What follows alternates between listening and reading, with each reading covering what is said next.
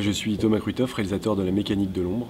Et comme tous les amoureux de cinéma, je suis la chaîne YouTube Bristol TV.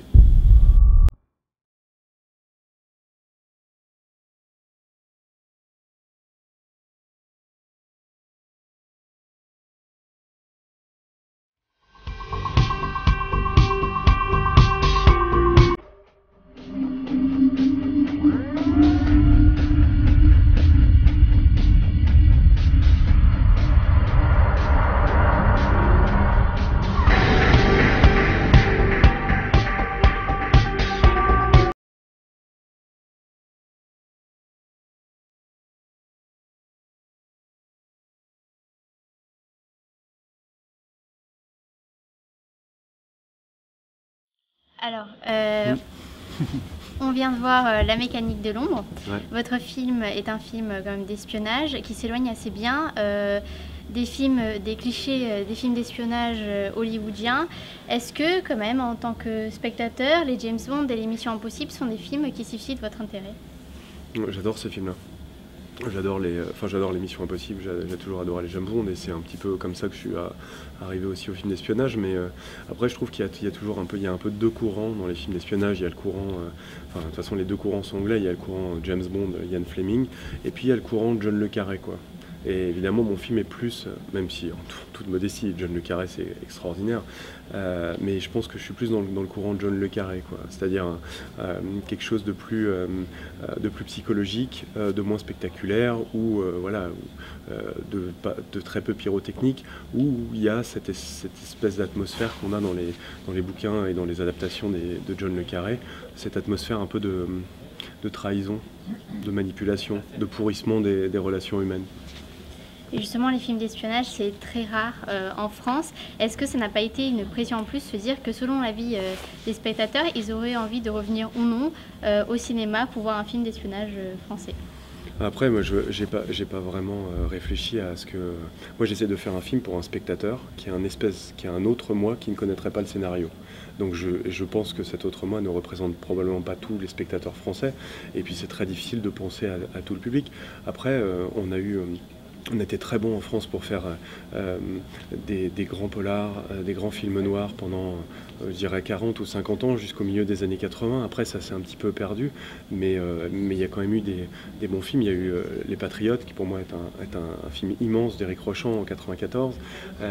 De plus en plus, on a des films en France, des films policiers ou des séries policières ou des séries d'espionnage de qualité. Il y a Le Bureau des légendes, encore Éric Rochant, qui est un peu une exception, mais c'est vrai que moi, je sais que j'étais sûr qu'il pourrait y avoir un intérêt chez le public, quoi, de ça, même si, enfin voilà, moi c'est mon propre intérêt, mais on a aussi nos services secrets à nous, on a nos complots politiques à nous, voilà, donc il y a un terreau fertile. J'ai pas du tout essayé de faire un film américain ou d'imiter les films américains, mais je pense qu'on peut raconter des choses, enfin ce type de conflit, ce type d'atmosphère en France, avec des personnages français et des situations un petit peu françaises, quoi. Donc moi j'ai pas trouvé ça difficile, c'est même mon idée. J'avais même pas vraiment l'idée j'ai pas l'idée d'être réalisateur avant d'avoir l'idée de faire ce film-là.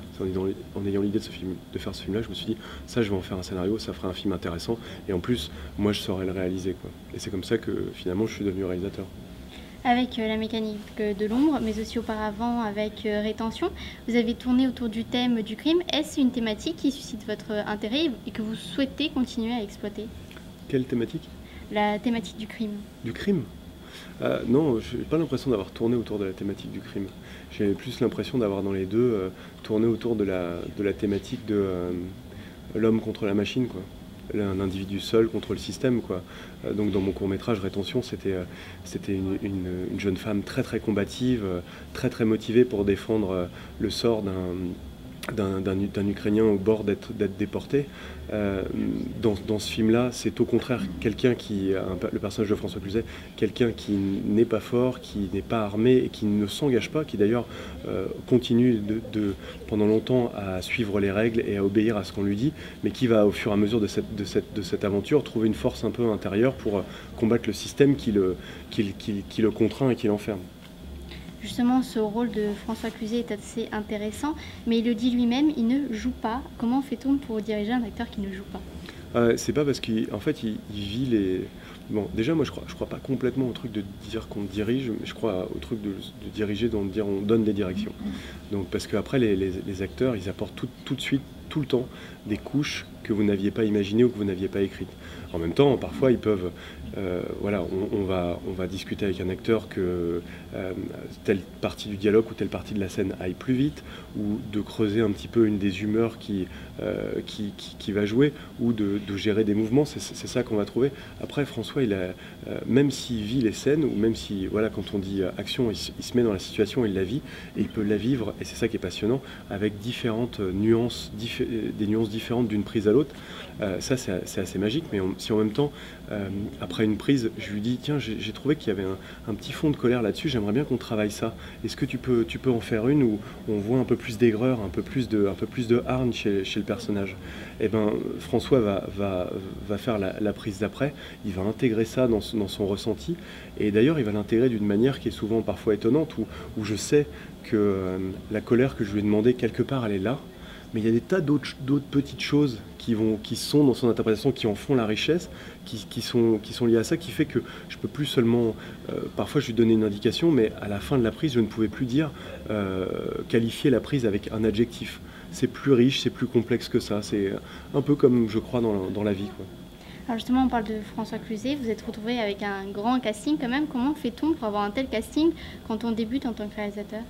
Bah, j'ai pas du tout de recette. Par contre, je peux juste dire, et je trouve ça assez merveilleux, et c'est aussi enfin voilà, ces grands acteurs lisent les scénarios, même venant d'un réalisateur inconnu. Donc ils ont lu mon scénario, ils ont accepté de me rencontrer, et voilà, ça m'a moi-même étonné, mais parfois même ils m'ont répondu très vite. Mais voilà, ce sont des gens qui aiment beaucoup leur travail, qui sont passionnés, et qui cherchent des projets, voilà, qui s'en fichent qu'un projet soit gros ou qu'un projet soit petit. Ils veulent faire des films intéressants avec des gens intéressants et avec des rôles intéressants.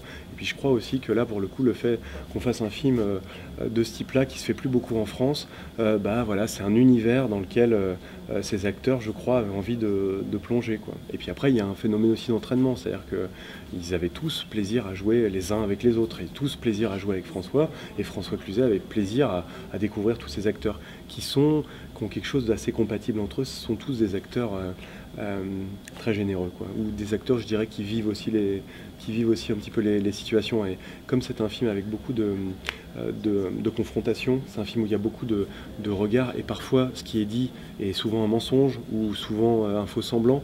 Il y avait beaucoup de choses à faire dans le film, à faire passer à travers ces hommes qui se jaugent, qui se reniflent un petit peu, et quand deux acteurs jouent ensemble l'un pour l'autre et réagissent bien à ce que l'autre fait, eh ben, il se passe des choses dans les regards qui au montage nous donnent une espèce de richesse, donnent du sens. Et quand au cinéma on peut raconter un sentiment ou créer du mystère avec juste le visage d'un acteur et ses yeux sans parole, eh ben, ouais, en général on est souvent gagnant. Dans votre film, il y a, on le devine, beaucoup d'allusions à des affaires récentes et un peu moins récentes. Mais est-ce qu'on peut y trouver un écho sur les récentes révélations d'Edward Snowden par rapport aux écoutes pratiquées en Amérique par la NASA? Ouais, disons que j'avais commencé à l'écrire avant ça, et c'est vrai que je pense que ça a créé un sentiment plus général, de ce sentiment d'être surveillé, cette peur d'être surveillé.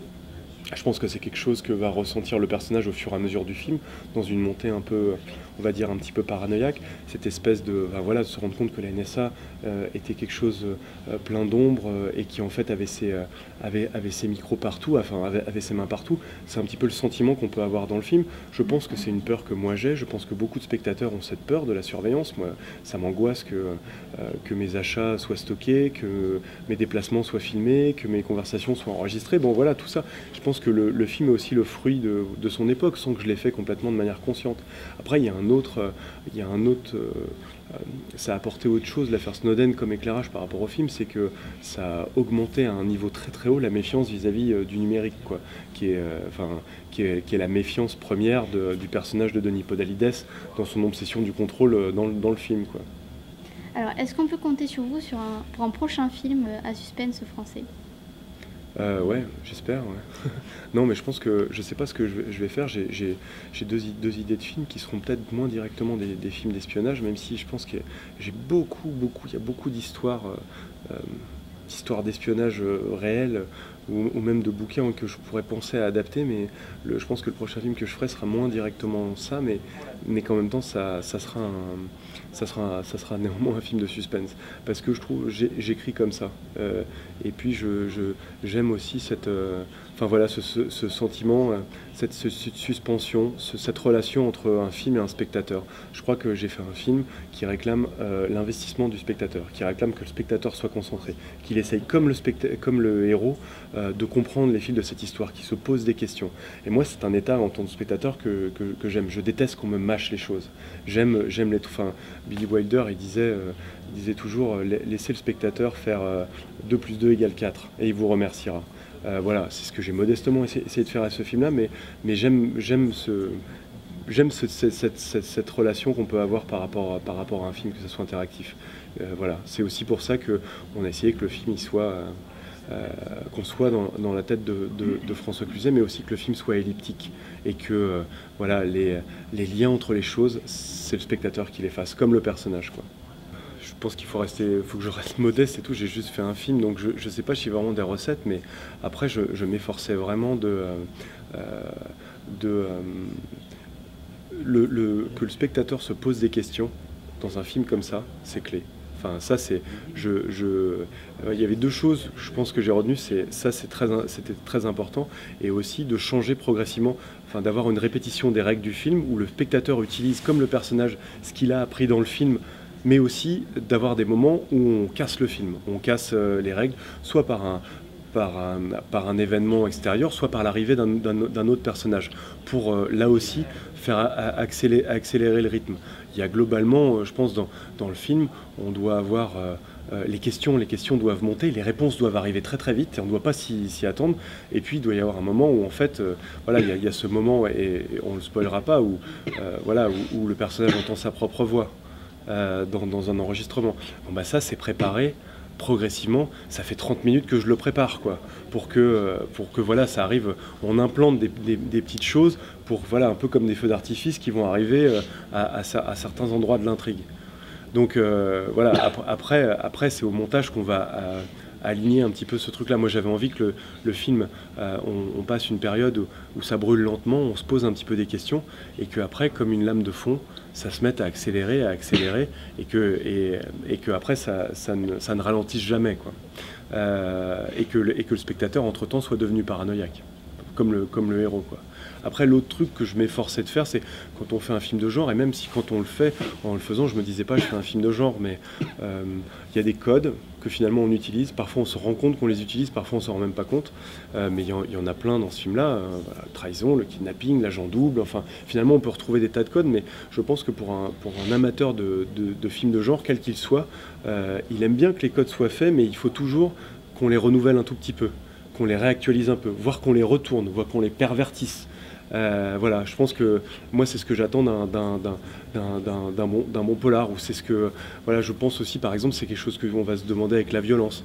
La violence, on a envie qu'elle soit, il faut toujours un peu la renouveler, sinon sinon le coup de poing on va pas le sentir. Je dis pas qu'il faut être plus violent, hein.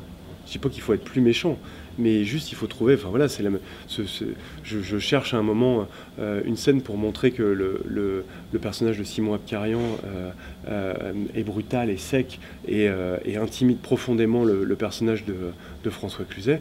Et voilà, au début on se dit tiens, il va lui donner un coup de poing dans le ventre ou il lui tape à la glotte, mais j'ai déjà vu 2000 fois.